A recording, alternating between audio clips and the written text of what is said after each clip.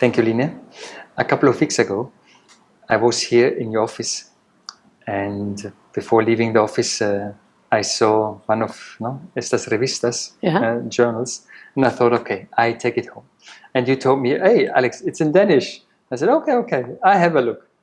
And a couple of days later, I was reading through the revista or journal, and because it was in Danish, I had to do a couple of photos of your text and put it into ChatGPT to get the translation. And then I read it in English. And there was, the first thing what came up was you were young and your mother died. And so that was already very touching for me, because last year my father died, and I know how, emotions, memories, they come up because mother, father, very close one. And I thought, wow, there is so much to talk about, because then you said also things about, your eating disorder. And I just wanted to start with you. How old were you when your mother died, and what did you feel? Well, I was 17 years old, and I had actually lived. So I lived in Denmark. I'm from Denmark, and it was a very protected time. Basically, Denmark is very protected. Nothing much goes on.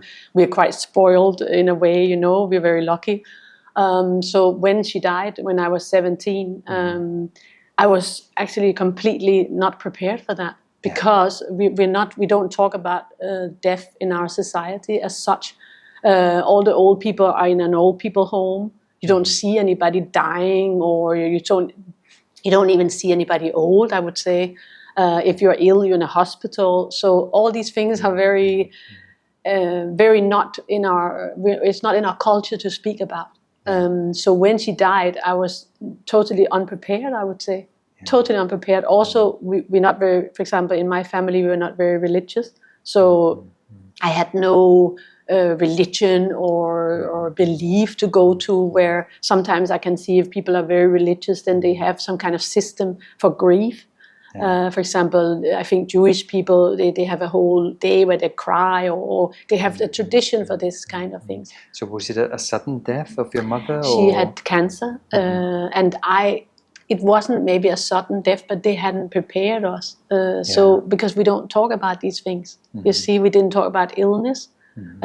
So for me, it was a sudden death. But I think actually it wasn't. She had been ill for a while. So when you were 17, at a young age, your mother died. How did you process the coming weeks, months, years? Well, I didn't very good, of course, because I got anorexia. Because you cannot control these things, then you try to control something else often. That's why you have these eating disorders, because that we can all of a sudden control. We can control how much we eat or how little we eat. So tell me, of course, it was a shock for your system, your nervous system. You freeze, and then with the eating disorder, it was like, okay, you don't want to eat. Nothing is going in because everything was just tense. Totally. And I was very close with my mother as well. So that was, I felt I lost my whole family there. And I had other family members, but in my feeling, I thought I lost my whole family. And actually, just after she died, I had to go on a holiday with a girlfriend. And I remember that I felt my soul was shrinking. Like I felt that I was only from here to here. Like I had my soul was shrinking. It was very weird feeling. And afterwards I've studied that can happen, that your soul actually shrinks. Because these are like traumatic moments. Absolutely. And you freeze, and it's called dissociation. You can't cope, and a part of you tries to, put it somewhere, and suddenly you don't feel certain body parts anymore. Absolutely. And like you say, something shrinks. That was definitely the feeling of as if my soul shrunk. That I remember this week of this holiday where I just couldn't feel my toes anymore and my arms, was very and strange. Maybe even some vitality or some... Yeah, absolutely. Some people, when they have like a difficult moment in life, la noche oscura del alma, like, how do you call that in English? The dark night of the soul. It's very tough for your whole system. Some people their hair can turn gray overnight, and when you have a trauma. No? So how long did the eating disorder go on? That took many years. That took like a whole decade, or no? It took. I would say it took around 3 years where I was very, very skinny. So skinny that I actually didn't have my period anymore, and because when you're a woman, your period stops if you're too skinny. So it was serious. It was not good. Yeah. So who went asking for help? You asked for help, or someone else in your family or friend, told you, hey, you need some help, you need to see some professional? Actually, back then there was no internet, no? So this is many years ago, of course. Yeah. And so my auntie had said to me, I think you have anorexia. Yeah. And I'd never heard about this word ever in my life. Yeah. I didn't know what I had. I didn't know that I wasn't well, no? Yeah. But she said, so I remember I bicycled up to the library, which was how we get information back then. Yeah. And I looked up a book about anorexia, and I thought, oh yeah, I have anorexia. I could realize that, Yeah. Isn't that good? You read and you realize, okay, I have this problem, and then you understood, okay, I have to do something. Yeah. The next step was seeking a doctor, or? Well, what I basically did, I went from Denmark to Argentina, where I wanted to go as far away as I could possibly from my own country, which is also a typical thing. But what happens then, that is you look at yourself in a different way. So in Argentina, I actually saw myself again, you could say. So I looked myself in the mirror and I thought, oh, wow, how is it I look actually? So sometimes you have to get out of where the trauma happened to another place. Sometimes it's good to move away. Yeah, like going out of the comfort zone. Yeah. And because, again, you're a woman, traveling alone to Argentina, sometimes South America, I'm Crazy. Sure there's a lot of reject, like from family members or friends, they're saying, no, it's too dangerous. Of course, but how did you? Well, I had studied a bit of Spanish, and there was a program where you could go to Argentina they said there was an office, and they would help you and so on. And actually, when I got there, it wasn't there. But I took a chance. I was 19 years old, and I went alone to Buenos Aires. Yeah. And I just needed to get away. And it actually saved my life. Yeah. I would say if I hadn't done that, I'm not sure I would be here today. Yeah. You're saying like you needed to leave your hometown, your house, your environment, see a different maybe culture, people. Yes. To nurture you with new, and that helped me so much. Yeah. Because all of a sudden you see yourself in a completely different situation, and there I started healing. I would say in Argentina, actually. Yeah. And were there other countries like on offer, like Colombia, Venezuela, or Argentina, or it was just Argentina? This was some people that came to our school. It's called gymnasium in Danish, and they came and offered this, and it was the furthest away I could find.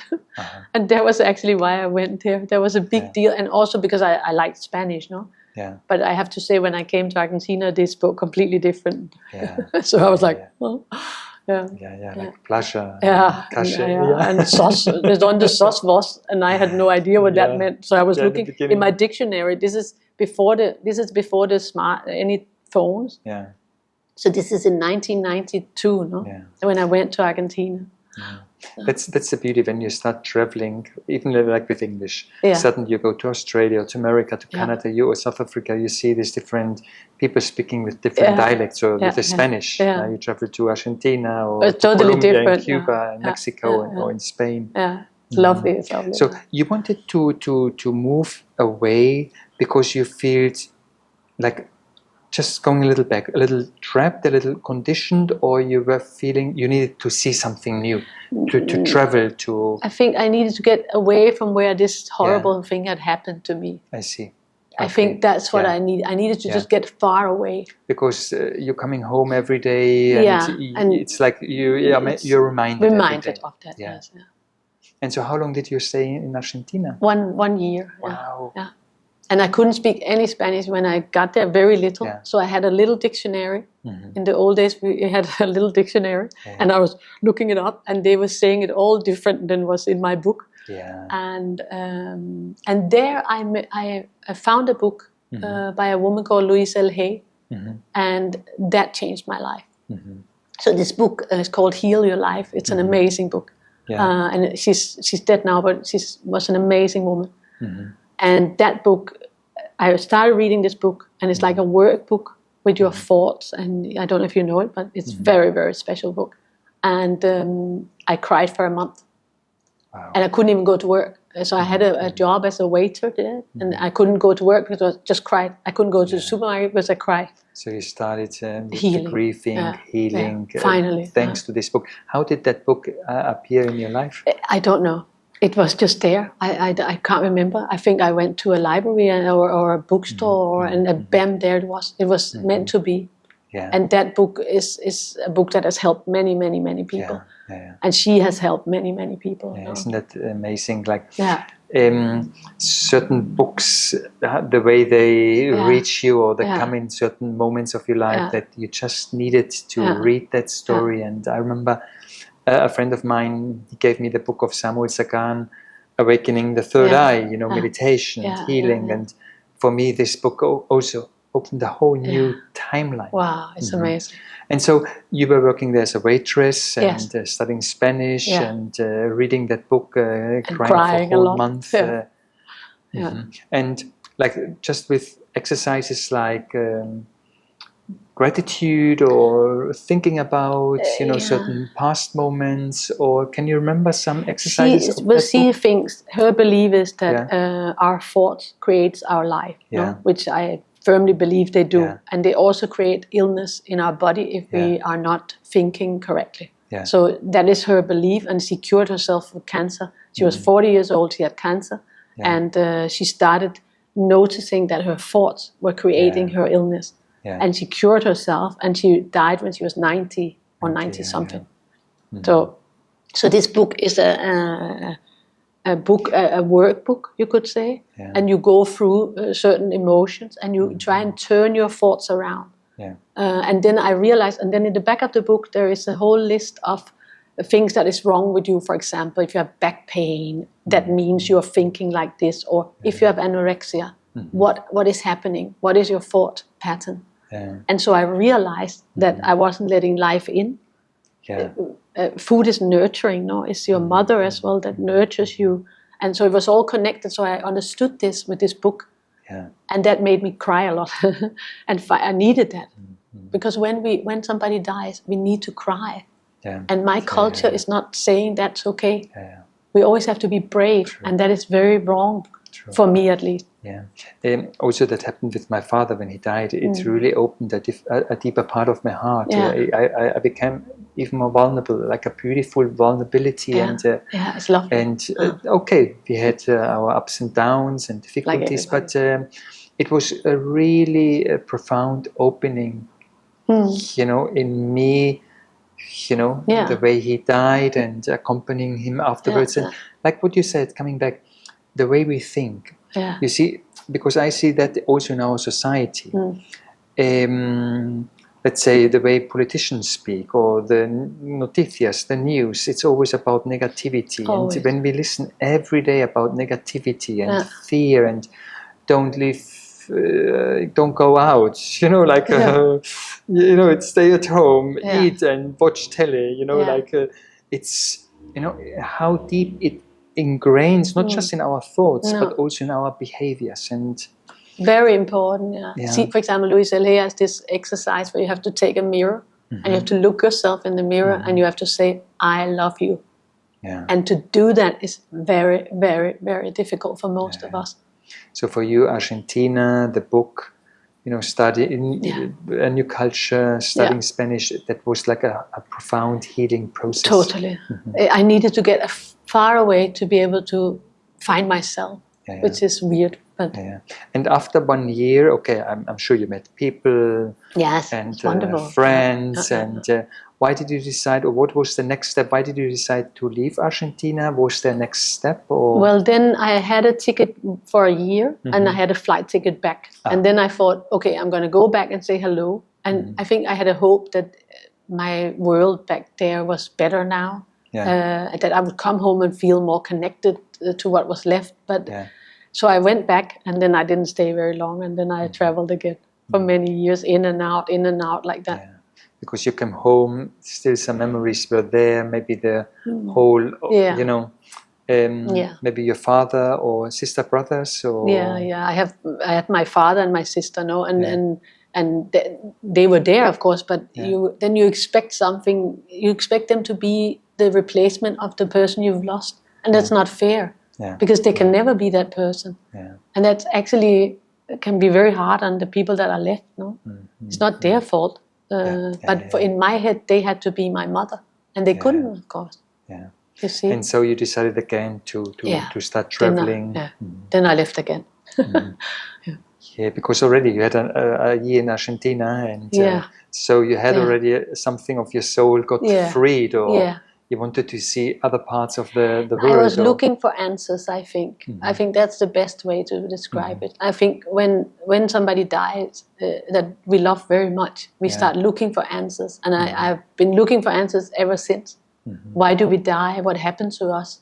Are they okay? And so it's been a journey of many years. I'm still looking for answers. And thank you for that, mentioning that. Isn't that amazing? Like sometimes we need to go through something very difficult or emotional, just to put us on a journey to find a deeper meaning. Yes. Or looking for deeper answers. Absolutely. And so looking backwards, sometimes of course it's hurtful, but something in you really changed completely. A whole timeline changed with the death of your mother.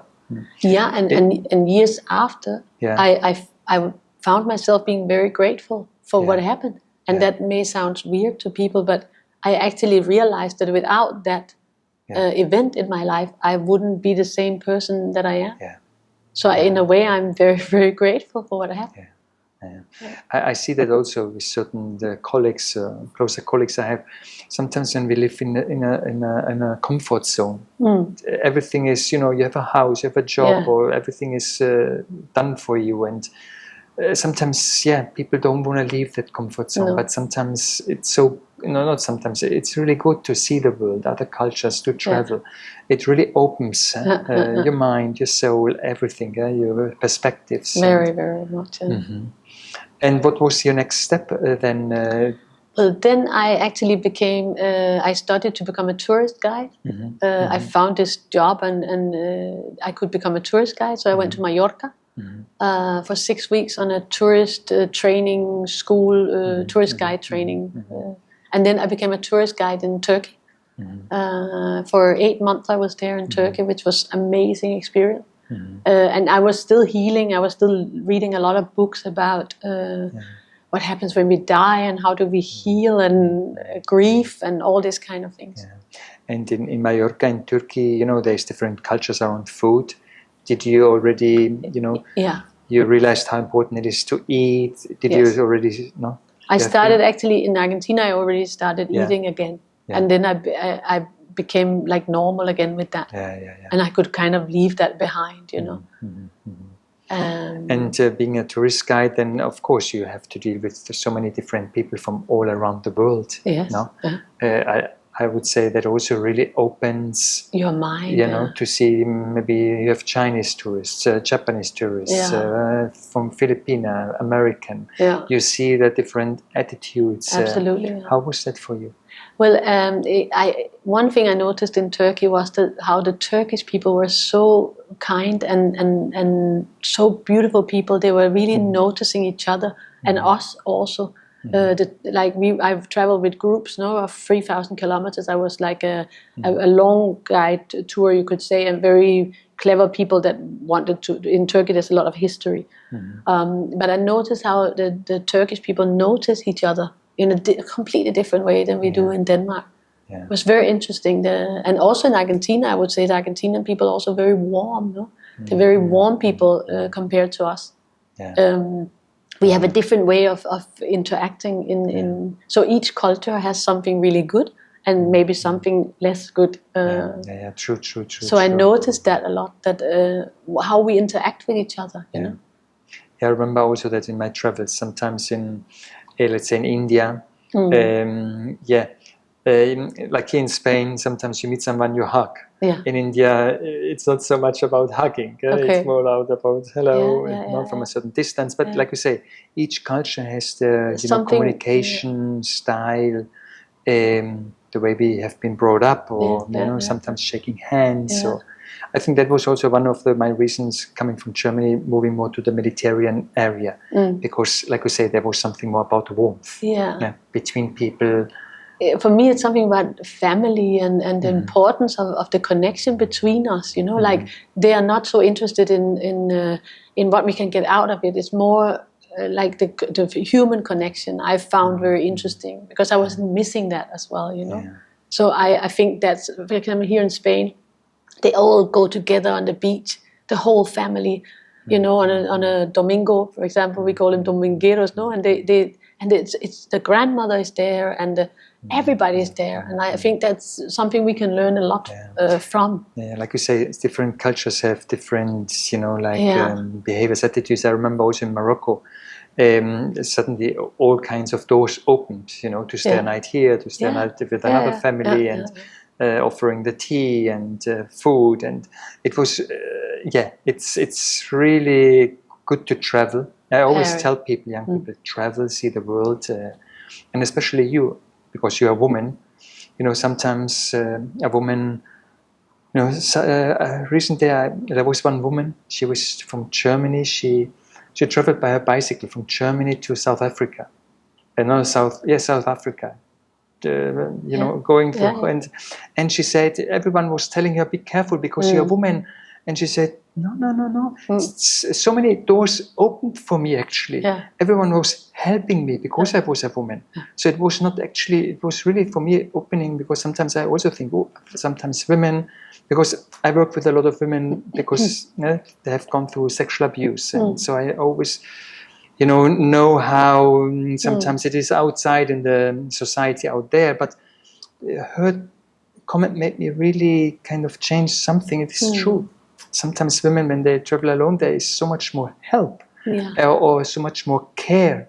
That's also what I experienced. I experienced that they took very good care of me. They were looking extra out for me and helping me. And I think it's also, actually you have to realize that most people are just very sweet people. Yeah. It's only a very little percentage that will harm you. Yeah. It's most people are just normal people that are good, caring people that want to just have a good life. At least that's what I've seen in the world. Of all the travels I've done, they help you, they are loving, they...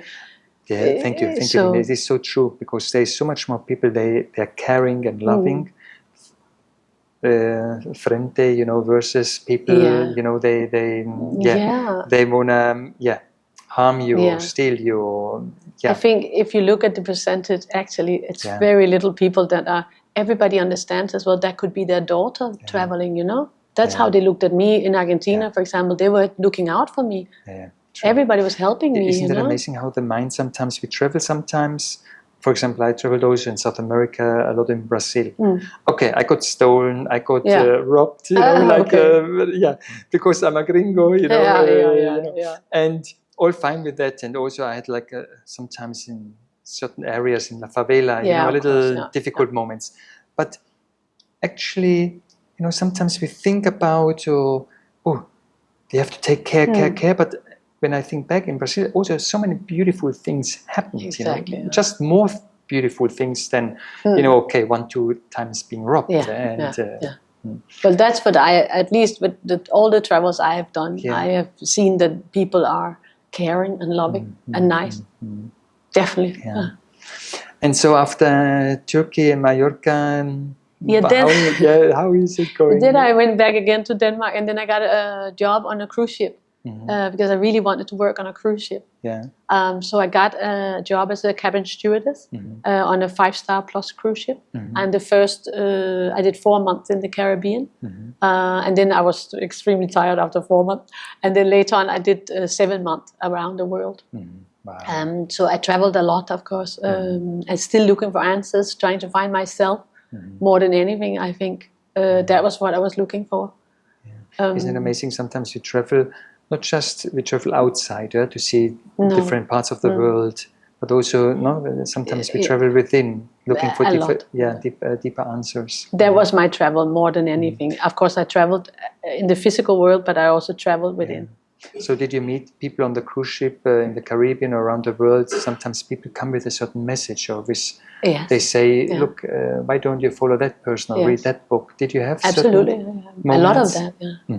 Where they give you a book, or they forget a book. For example, on the cruise ship, somebody forgot a book, and that's the book you have to read. I think there is spirits helping us really and protecting us. I have no doubt about that. There are angels right now and spirits with us that helps us, and they will nudge us in the right direction. And especially if we ask them for help, we have to ask. And I think when you do that, then you can really, can you feel it now? You can really, you get help. But you have to ask. Yeah, you have to ask. So true. You have to say, help me. I need your guidance. And they will guide you all along the way. I was totally disconnected with this inner world. Totally. The first 30 years. Also thanks to my certain illnesses, like psychosomatic illnesses, I start looking like you for answers or for healing. And suddenly when this inner world opens, there's a whole new dimension, reality and truth in it. It's amazing. And, I think it's so exciting. Like you say, it's good to ask for help, or it's good to have also a certain rich inner life, you know, to take time to listen more within. So after the cruising around the world, did you meet sometimes a partner, or was it always more? I was more in the beginning. I was looking for myself, So of course I had some partners here and there, whatever, but it was nothing serious. So it was more the travel and the finding myself after all this, So when my mother died, it was not only my mother; her sister also had died the year after her sister died, and my grandparents died. So and another lady died in our family. So there were 5 deaths in our family within 2.5 years. So all we did those 2.5 years was going to the funerals, and we'd never had a funeral I'd never experienced that. So it was a deep thing that I had to figure out. What is this all about? So you were surrounded by death. Death for many years there. It was tough. Looking for answers, looking for healing. I remember Rabindranath Tagore, like an Indian poet or writer. He also, since a young age, he was confronted with so many different deaths in his family, and that also marked him with deeper questions about why we are here, or what is the meaning of life. That's still a question that I still study this, because I find it very interesting, and I also find it interesting that we know how to do all kind of other things, and we can invent AI and but we don't know why we're here. Nobody, if you ask anybody, what are we doing here? Why are we here on this planet? They can't answer you. I find that fascinating. The deeper question. Human beings, like you say, there's a soul. And what is the meaning, or why am I here? What do I need to learn? Or what is the whole,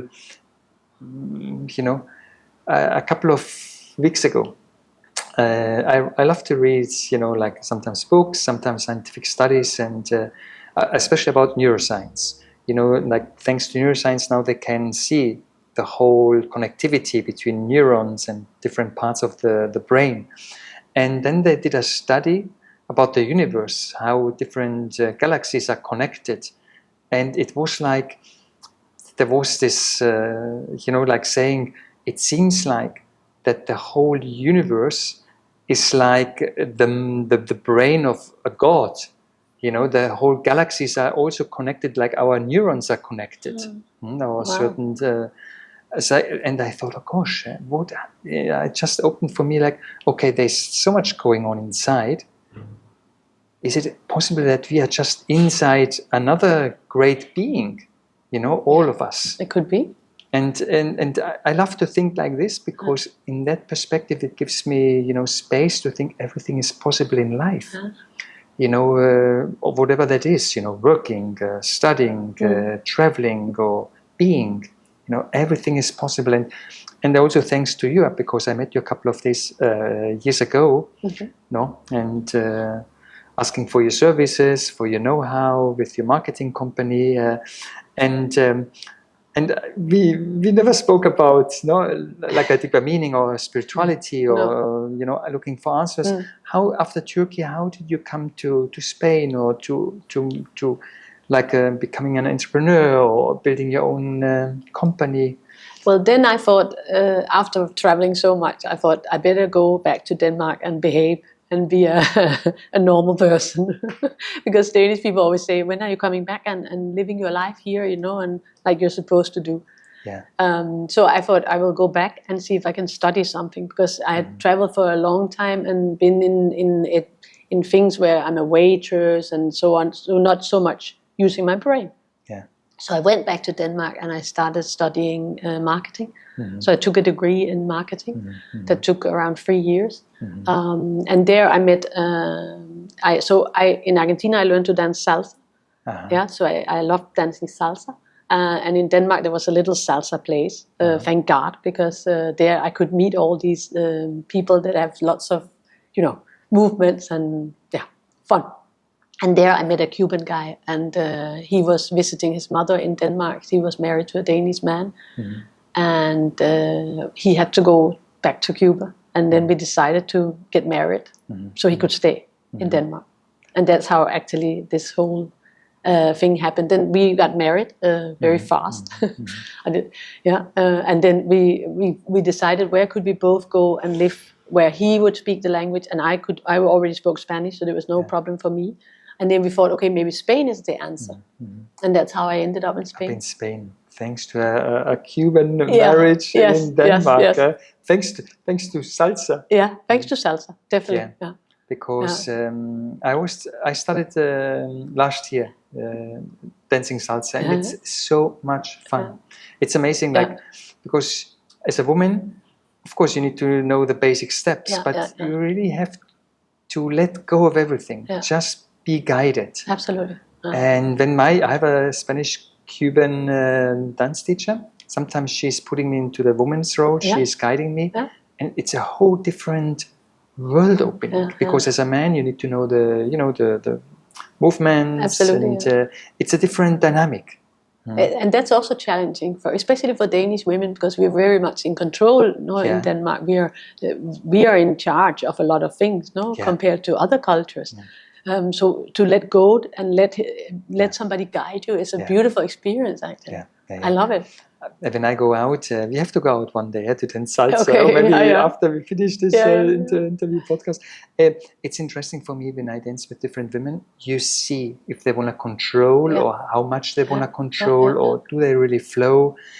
Body language, it just speaks so much about what you just said, of control or letting go or flowing. Yeah, and that's also part of something I work with a lot is trusting, trusting the universe, trusting that everything is okay, no matter what happens. Yeah. You can to learn and lean back and relax and trust. I think that's a big thing for me that I work on every day. Almost.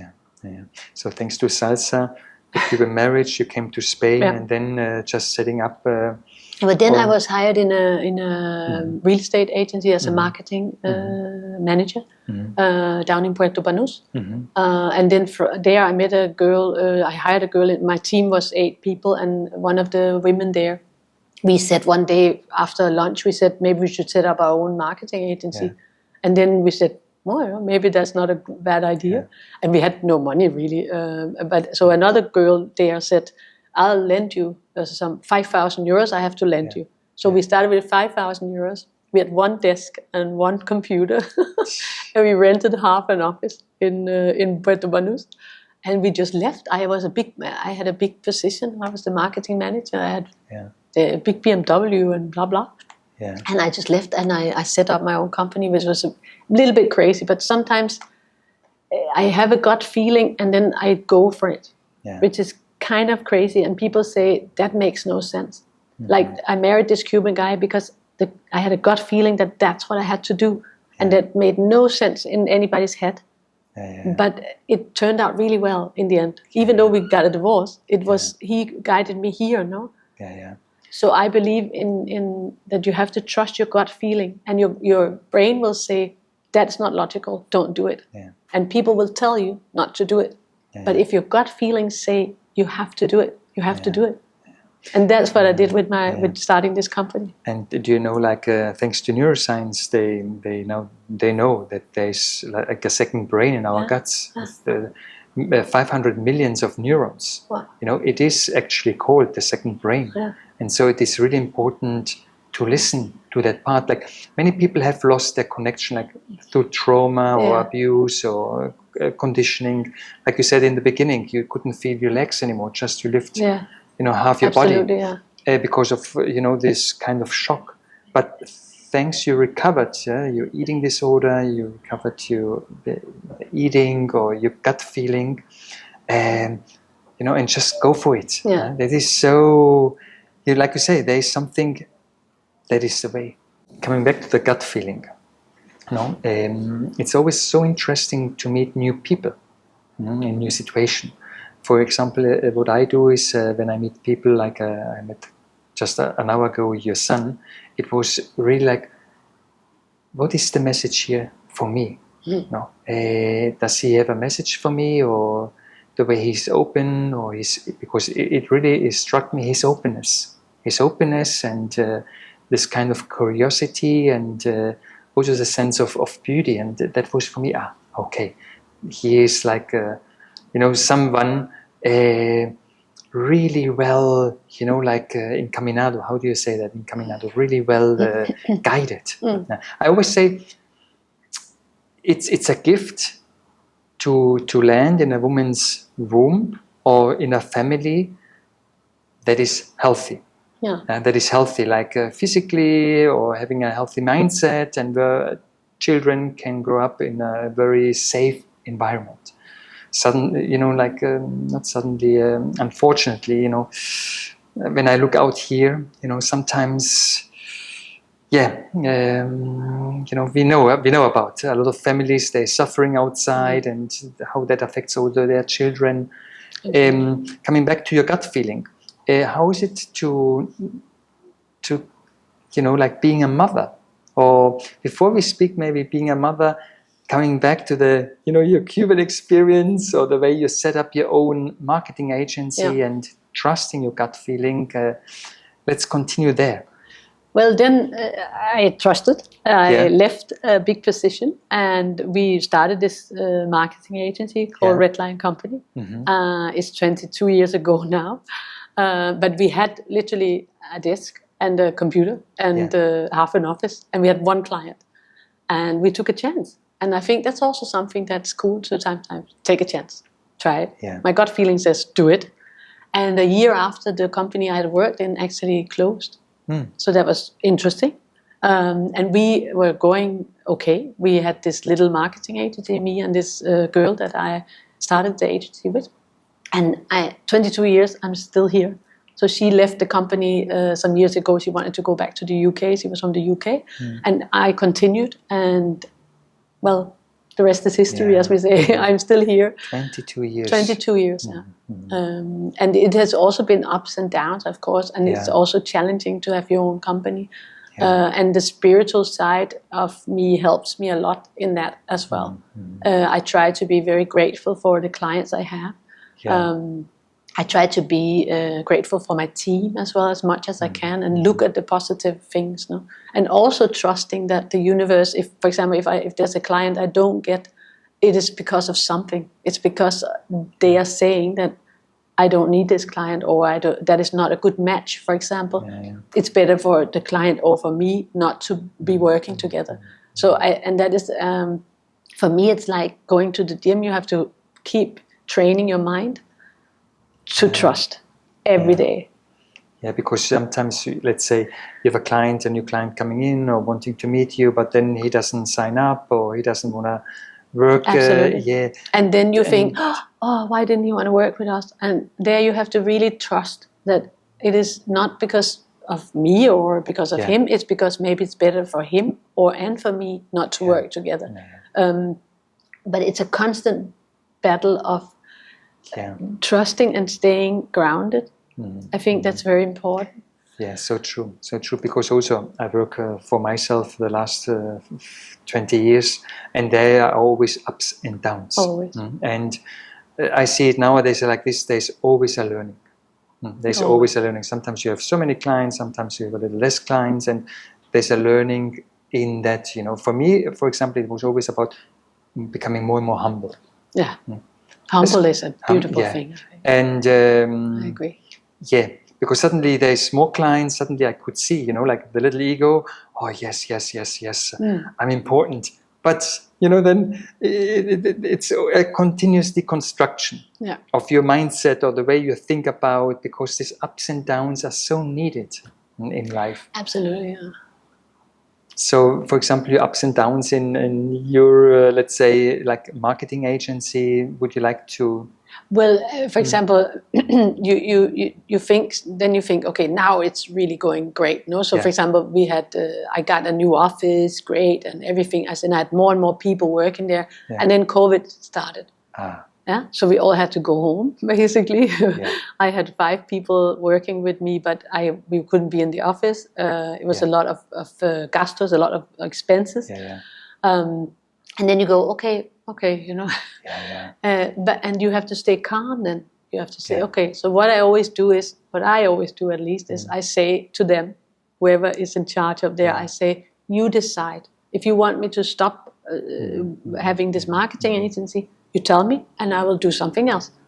But you decide. I am not in control. You are in control. So I try to surrender to whatever it is I'm supposed to be doing. And I also, for example, we have a lot of interns from all over the world, young people that come and travel. So they travel from their countries to come to here, and that means a lot to me because I have been in this experience. So I think as long as I'm needed to do this, I think I will do it. And when they tell me to stop doing it, I will stop doing it. Isn't it amazing how you surrender to the situation, because there's a learning process. Maybe you need to pause, like the whole world had to pause. It was, for me, it was like a great, let's say, it was a great opportunity for everybody. Because we're always in doing modality. And sometimes we don't have to do anything. We just need to be. And for so many people, it doesn't work to be. That we haven't received education how to be. No. And so many people had really in mental issues, about being alone or loneliness and connecting anymore. Because we are social beings, we need the interaction. So that's good. That's good that you have that attitude, Line, to surrender. To COVID, less work, staying at home. Well, I had almost just had my son, of course, at this moment. He was 3 years old or something, and for me it was a chance to be with him. So I was 3 months in my house with my little son, which was amazing. So I tried to make it work with the company. You mean he was 3 months, 4 months? No, he was 3 years old. I 3 think. Years old. What was it? 2020, and he's born in 2017. So he was 3 years old. So I had a chance to be with him for 3 months without having to go out of my house at all. And that was a big opportunity as well to really be with your children. No? That's something we never do either, like that intense. No. I see that also. How important it is, especially if a mother. I think in Scandinavia, you have like 2-3 years you can be off work and just be with your child. I see that because I work with trauma, and children need this safety, that safety container, mother, father, home, and not being sent with 3 months sometimes, like I saw in Madrid. I lived next to una guarderia, you know, like a little kindergarten for babies.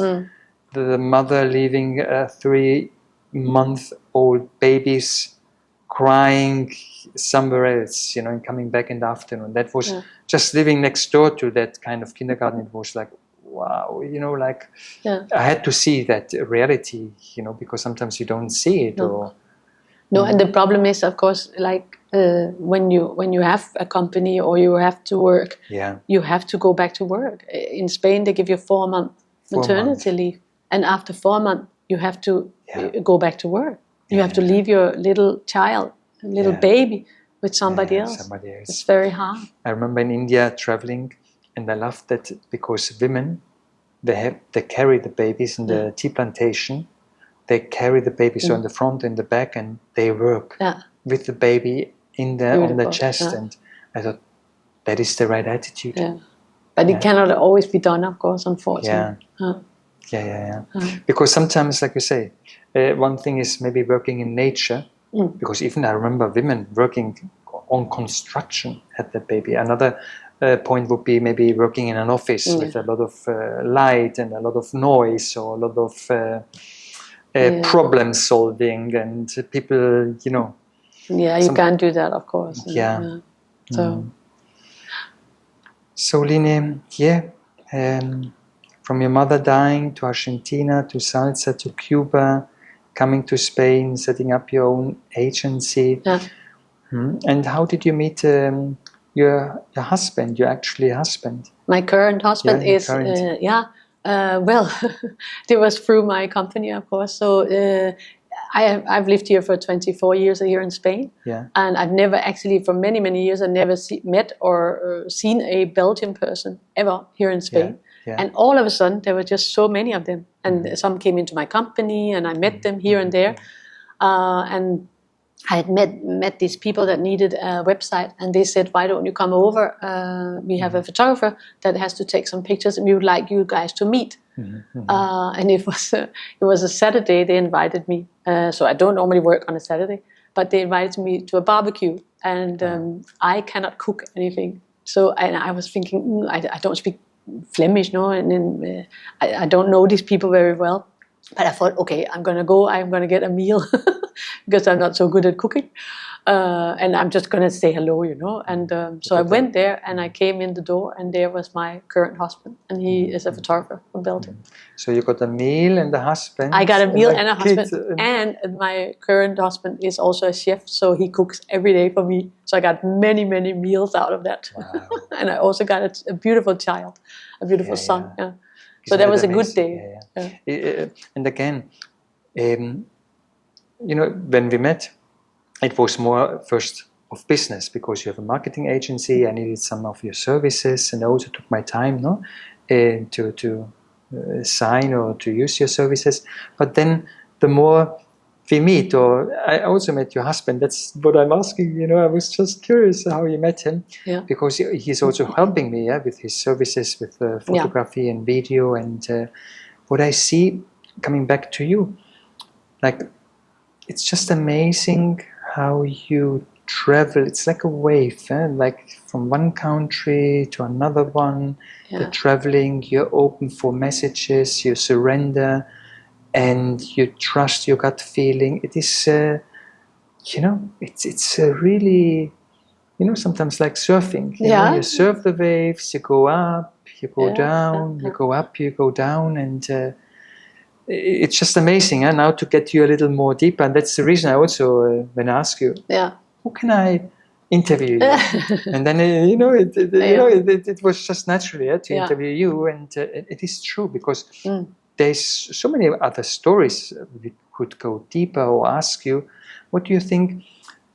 Because a couple of weeks ago you told me also about another person came in, and he spoke about the gratitude, about certain gratitude exercises. Or you remember that person, that guy, or he said something about positivity, or what was that exactly? Or well, I think it was a marketing. He had a little talk here, and he spoke about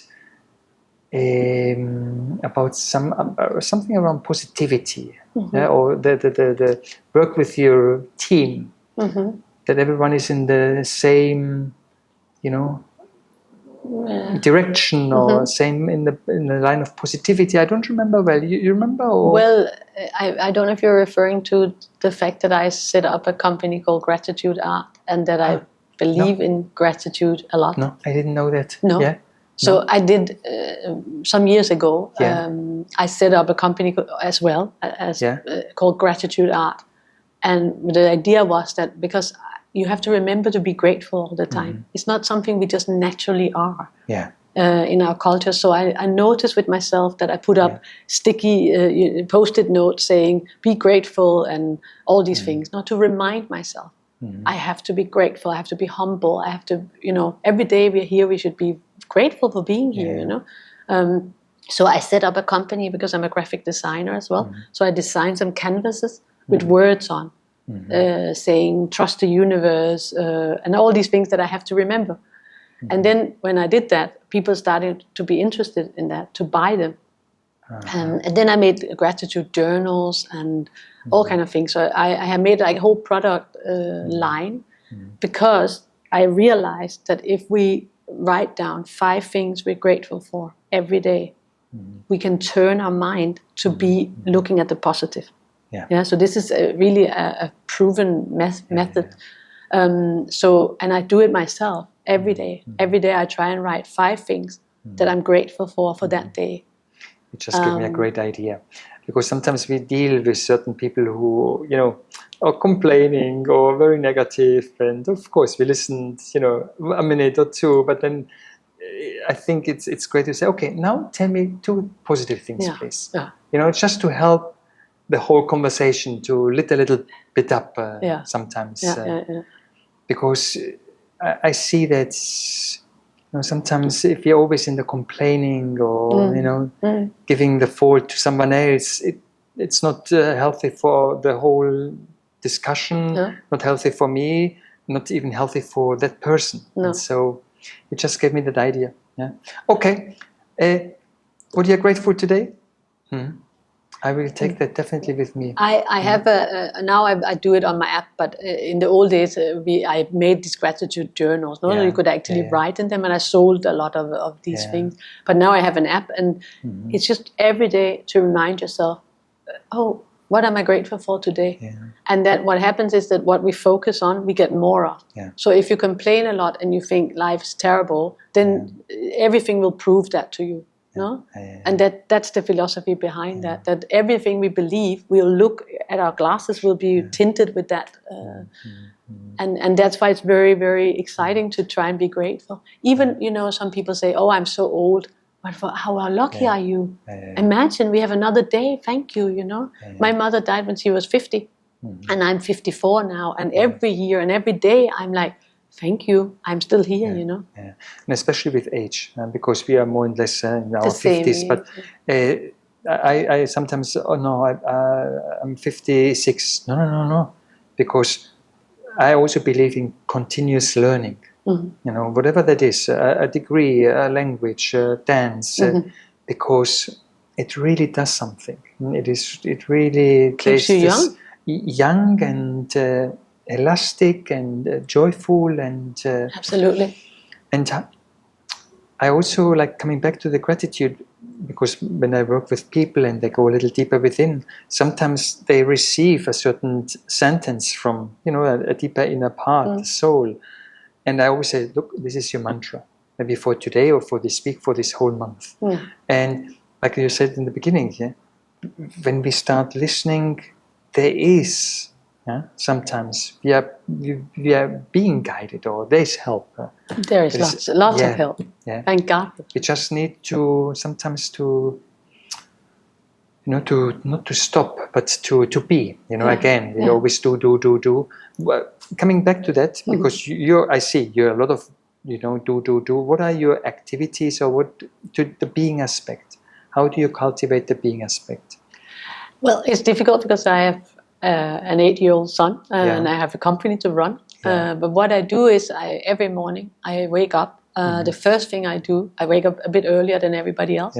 And the first thing I do is the 5 Tibetan rites, which is some exercises that takes around 6 minutes. And I've done this for over 12 years maybe now, every morning.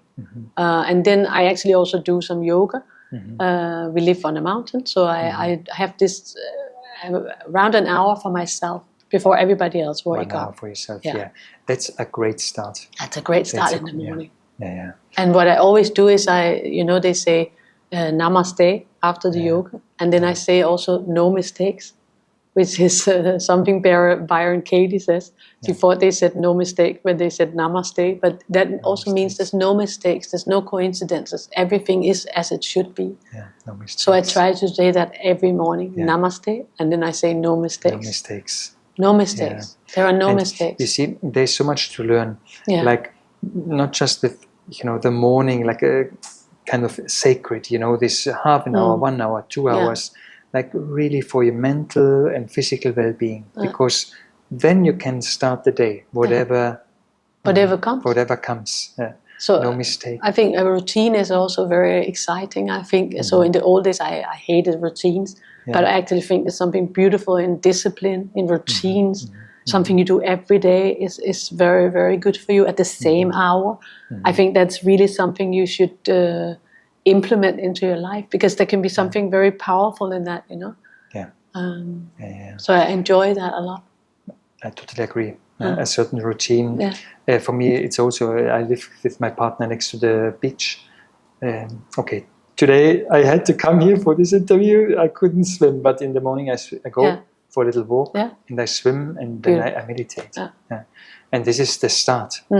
And I always tell people, make time for that, because it's... and sometimes you have to then sacrifice yourself, in the sense that, like, I have to get up earlier than everybody else in the house, because otherwise I can't do this.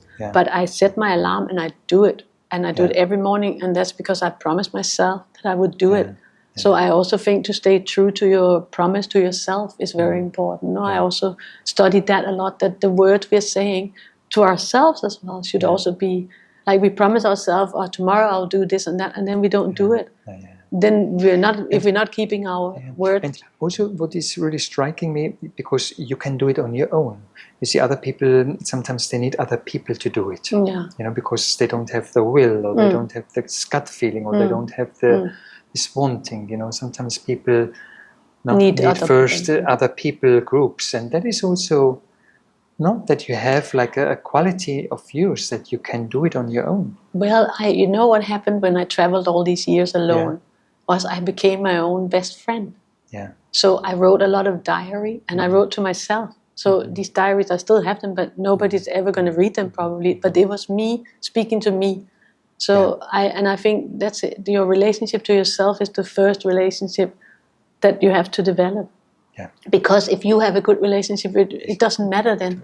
People can die, people can leave you, but you're born alone and you're gonna die alone. Just imagine an education system that teaches, hey, write down how you feel, what you would love to do today, no mistakes. And how do you, do you teach that your son? I do. I try. For example, if he hurts himself, I say the body is busy healing itself. So then he repeats that. No, the body heals itself, and it does. If we allow it to heal itself. No, so I have these little things I try to say, of course, and I try to guide as good as I can. It's an art. I always say. Being a father, mother, it is an art, because you have one child, or there are several children, and how to give the best time, the best education, the best care, and so many challenging moments sometimes, because you run a business, you have a family, and you need also take care of your inner well-being. It's a big challenge, and also today with all the we have so many news channels as well, and it confuses people, and they get really. So I don't actually watch the news. I haven't watched the news for 35 years or something like that. It was a decision I made because it's all just making you upset, and I just decided not to do that. And I love that because. You have more or less half an hour, 40 minutes with the car to come here and drive back, and you listen audiobooks. And I think, I listen to podcasts. Yeah, and I also do that. And I think it's just great. You use your time to learn from other people wisely instead of being bombarded by TikTok. All this short content for 5 hours. My nephew. He's 19. No, sorry, he's 17. And last time I visited him, I asked him how many hours are you on social media, and he can ask his phone how many hours I'm on TikTok, and he said 5 hours a day. And I couldn't believe it. And I asked my sister, hey, do you know your son is 5 hours on TikTok? Yeah.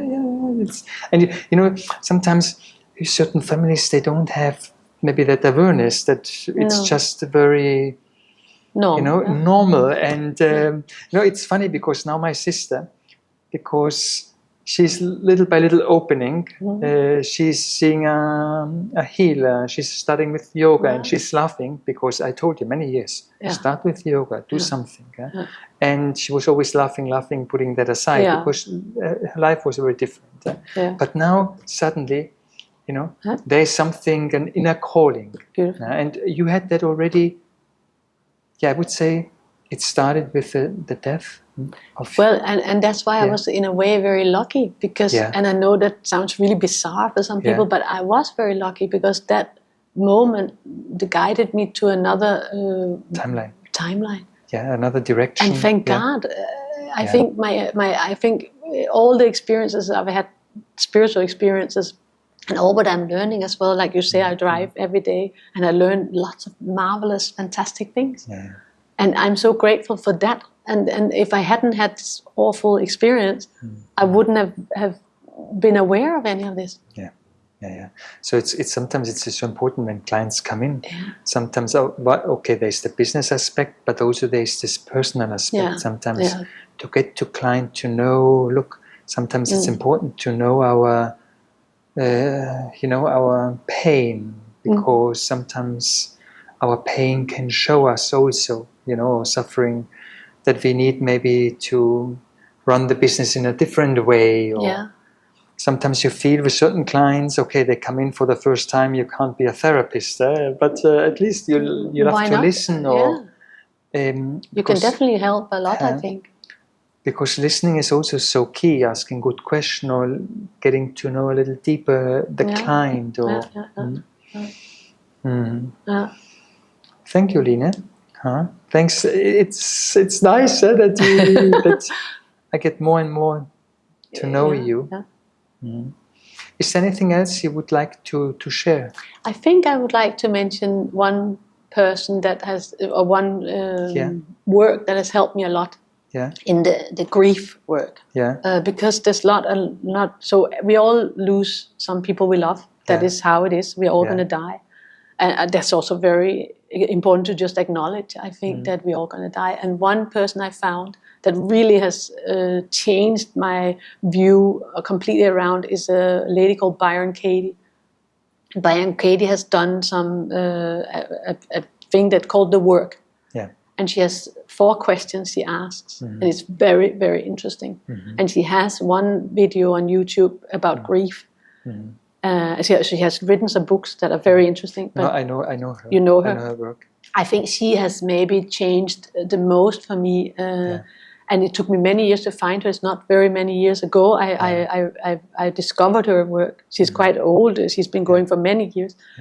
But her work is fantastic. It's... and her book is called Loving What Is, which is also so beautiful. I think this is something you can think about a lot. If we learn to love what is, not try and change it, but love what is. What is. It's very profound. I think I just want to mention her because if you are in grief or if you have lost somebody, she can help. Yeah.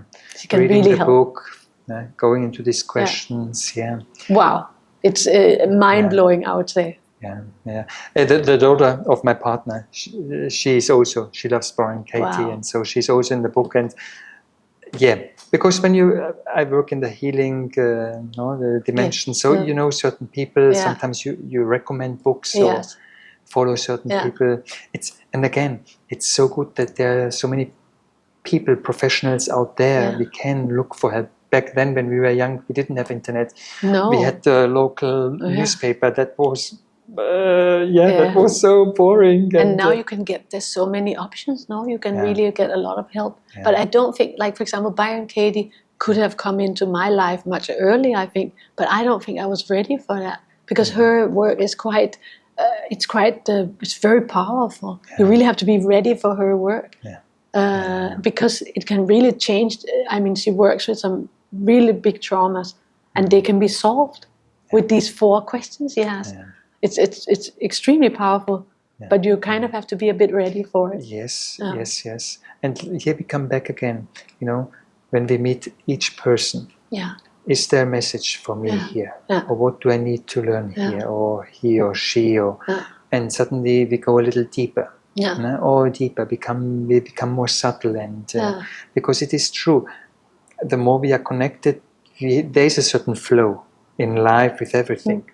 But if we are less connected with this inner dimension, sometimes I see, I work with other entrepreneurs and also helping them to work more this inner richness, inside. And that also, the more they work within, the more the company is blossoming in a different way, not with companies just about productivity and gain. No, it's also the human side. Yeah, absolutely. That's very important. I love that when I come into your office. Sometimes you have all these people, girls, and I feel always very comfortable. We live a little, sometimes because of the highway, sometimes because I work at home, sometimes I would love to come more often. Give a little meditation class. So. And I've always tried to do that when we had spirit, because I have a lot of spiritual clients because they kind of find me because I'm, obviously sending out also this message, so somehow, and they find me. So we had lots of spiritual clients during the years, and also because of gratitude art, of course, that I made. And sometimes I've offered my staff, like, you come and do a meditation, or there was a German lady called Christine Heckel that used to come and do the gongs, the gongs, not the gongs, the bowls, and for my team to relax them. And of course, not all of them are into this stuff, but they are open at least to try it. And I think that's also important, that it's not all about work and productivity, like you say. It's also about being and relaxing. Taking care about the people we work with. I see that because I've worked with so many people the last 15 years. So many companies, they don't care about their employees. We have to take care. And we have to be grateful for the fact that they come in every day. There's also their life they're spending in your company, I think that's something to be grateful for. That they actually want to work with you and want to come in and put bring also their enthusiasm or the energy or the ups and downs. It's like a little family, I think that's important as well. Before we finish, I just want to come back one moment to your gut feeling. Okay. Of course, there was the mother, the grief, the eating disorder, but this gut feeling, did you feel you had that already when you were young? Like 6, 7, 8, 9, 10, 11, 12? Or did that come later in your life? I think I was always connected in a good way. I was kind of, as a child, I was kind of always also playing myself, like I was good at being with myself, I think, from the very early age. So I think I've had that. But of course, you have to also be brave enough to follow it, because the people will tell you that you're mad in your head. And they'll tell you, what are you doing? And I think actually when people tell you what you're doing, you should do it. if that makes sense. I left Ibiza. I had a very good business in Ibiza. Just working 4 months a year. I left it. I left the money. I left just working 4 months a year because I needed to find a deeper inner part, to study psychology, to study psychotherapy, and I'm happy to work 11 or 12 months a year. I'm happy. And for sure people told you were crazy. Like just like that. How can you leave a business? It's working. No, don't do it. And but like you say, sometimes this inner sense is like a compass. And I think you have to follow it. You have to follow it. Otherwise, you're not going to be happy ever. And I think that depression, for example, people are depressed because they don't follow their soul's journey. You have to follow what they're telling you. Even if it's the craziest thing, like I married this Cuban guy without telling my father even, and it was crazy. It was crazy. I know.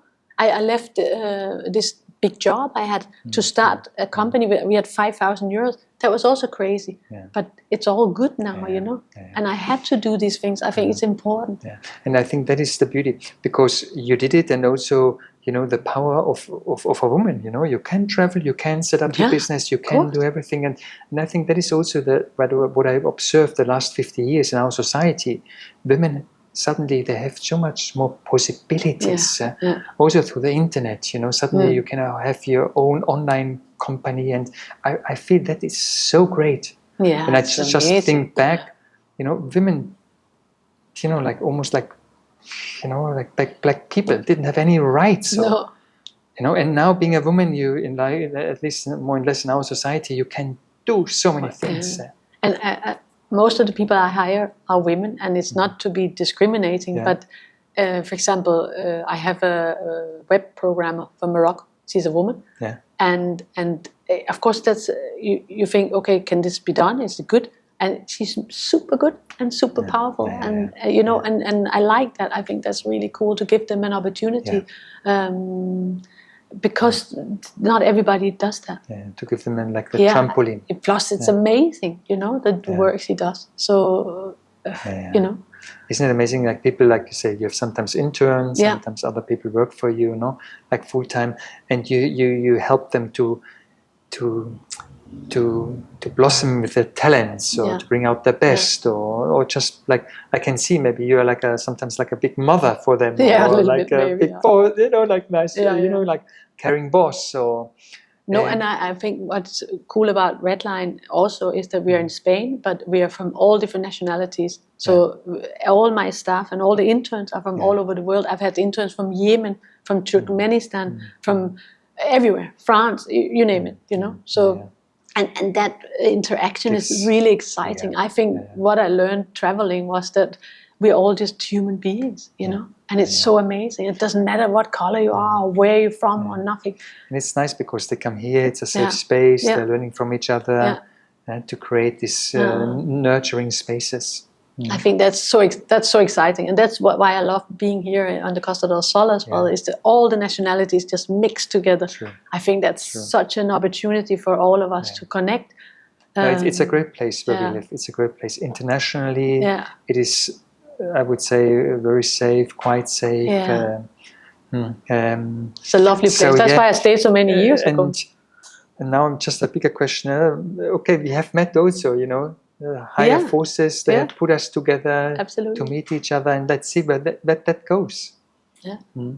Thank you, Line. Is apart from the Karen Beatty you mentioned, is there anything else you would like to share about mention? Well, there's so many things, but okay, I think it's for today is okay. But one thing we have to do maybe soon. We have to go out dancing salsa. I think we should do that. At least absolutely. One spot. Thank you, Line. Thank you so much. Thanks. It was lovely. Thank you.